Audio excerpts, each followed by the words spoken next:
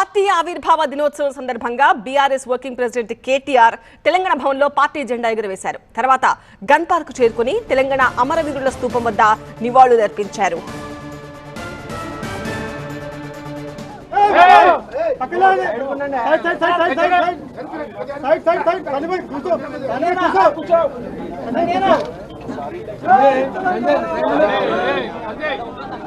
జలదృశ్యంలో కొండా లక్ష్మణ్ బాపూజీకి కేటీఆర్ నివాళులర్పించారు. బీఆర్ఎస్ ఉద్యమ పార్టీగా తెలంగాణ సాధించి అధికార పార్టీగా ఉజ్వల తెలంగాణను ఆవిష్కరించిందని కేటీఆర్ అన్నారు.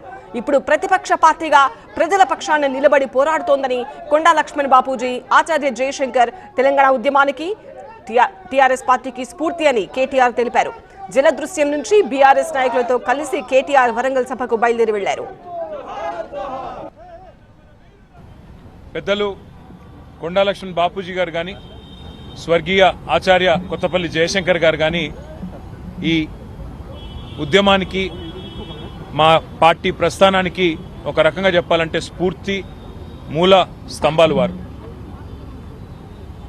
టీఆర్ఎస్ పార్టీ ఆనాడైనా ఈనాడైనా ఉద్యమ పార్టీగా రాష్ట్రాన్ని సాధించి అధికార పార్టీగా ఉజ్వల తెలంగాణను ఆవిష్కరించి ఇవాళ ప్రతిపక్ష పార్టీగా ప్రజల పక్షాన గట్టిగా నిలబడి పోరాడుతున్నది అంటే ఆనాడు ఇట్లాంటి పెద్దలు అందించిన ప్రజాస్వామిక స్ఫూర్తి, పెద్దలు కేసీఆర్ గారి నాయకత్వ పటిమ అనేది చెప్ప